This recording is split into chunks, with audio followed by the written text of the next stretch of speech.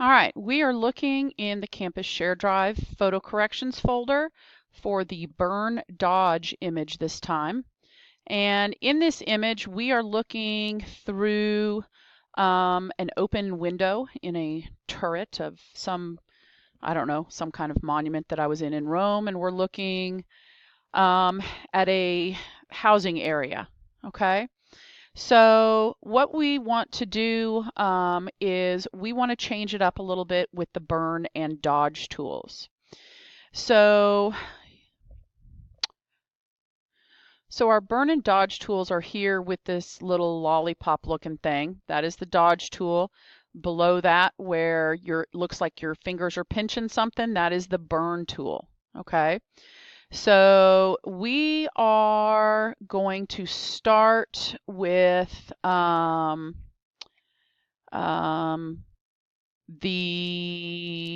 dodge, no, with the burn tool, okay? And so there it is. And I want to zoom in quite a bit. I'm actually going to use this building right here with the yellow on it. And once I get this tool, I want you to notice that you get options up here. One, of course, is the brush size and the brush hardness, okay? And it works just like the brush tool did. You have a range, shadows, midtones, and highlights, and that's just the way it sounds. So the dark areas, or making it dark, kind of middle, and then the highlights, and then the exposure, which is the amount of change you're making using shadows, midtones, and highlights. Okay, so I'm just going to start by showing you a couple of strokes so that you can see how it changes. So I'll start with the shadows, and I'm just going to click. Okay, and if I click and drag, you can see that it is darkening up the color of this building. I also want you to notice that if I overlap, notice how it gets even darker. So that's something you have to be aware of. If I go to midtones, notice that that makes it a little more gray. This made it a little more brown or gold, and of course this is also based on the color behind it. Okay, and then the highlights is even a lighter color. Okay, but you can definitely see the differences. Now, one thing, as I said, if you overlap, it doubles up, okay, which can be tricky sometimes. So I'm going to go back to the beginning. I actually liked the way that the shadows was on here, only I'm gonna reduce the exposure by a little bit. I'm also going to go in and I'm going to use my magnetic lasso tool because I want to select and make sure that I'm only selecting a certain area. So I'm going to come in here and I'm just going to do a loose selection around the side of this building, and hopefully don't select too much of anything else. Obviously, if I was trying to do this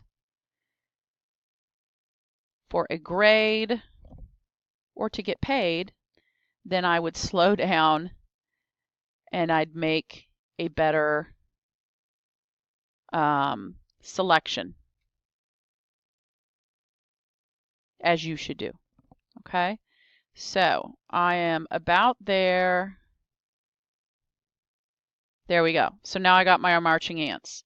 Now, what makes the selection good is that now when I go back to my burn tool, I can increase the size of this, okay? And I can even increase it more to where I'm not going to have all that overlap.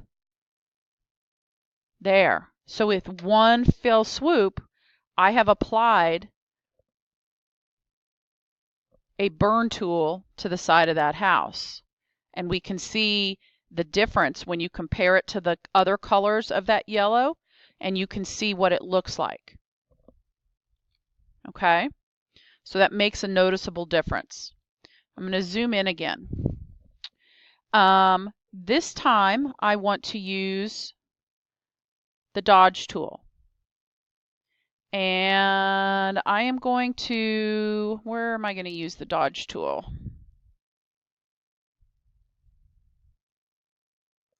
So I'm going to use the roof of this same building, and I'm going to use the dodge tool on it. So I'm going to zoom in on that a little bit, and I'm just looking right through here to see where that is. Now, the dodge tool does have the same features, okay? It has the brush size and hardness, it has the range and the exposure. So I'm going to start off one more time by going through, and I'm just going to show you what happens when I do the burn tool. I'm sorry, the dodge tool with the shadows. Notice how that lightens it up, okay? And I'm going to do it a few times so you can really see it. Then the midtones brightens it up more, and highlights even more, okay? Now, what I want to do is, let me sample this with a little bit less exposure so I can see what it looks like. Or let me try a little bit more exposure and see what it looks like. Okay, so I am going to go back up. I'm going to get rid of all the dodge tools there. And I'm going to do the same thing. I'm going to use my magnetic lasso tool. And I'm just going to start right here. And I'm going to select the roof of this same building. And it might be a little bit tricky going around corners where the roof meets a roof that looks very similar to it.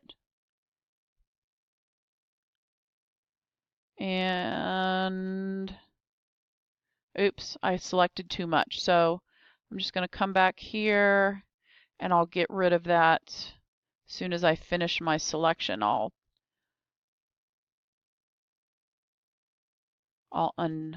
deselect part of it. Let me get this little top part. Okay, and I will simply subtract from my selection this part right there. Okay, so I'm going to go back to the dodge tool, and again I want to set my my brush size quite large, so I only have to go through it once. Okay, I want to use the highlights. That was the third one. Kind of brightened it up, and I'm going to make it be about 40% exposure. Okay, so I'm just going to go through that one time. That's all.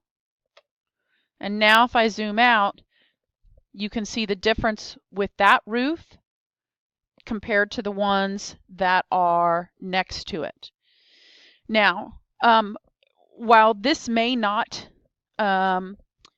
be the natural colors of those buildings, it's something that's making it stand out. It cleans it up a little bit. And so for this particular photo, I like the way that that works. Okay. Now, I want to do one more, and then I'm going to let you practice on a couple. I'm going to use the magic wand. I want to select the window frame here. And I would like to point out, think about your composition rules that we learned at the beginning of the year, and notice that this is framing the subject. Okay. I am going to add to my selection right. Oh, that's probably not the best tool. Let me undo. Actually, let me polygonal lasso tool. I'm going to deselect, or sorry, subtract from. And I'm going to go around it right up there. And there I need to add to my selection right here. And I need to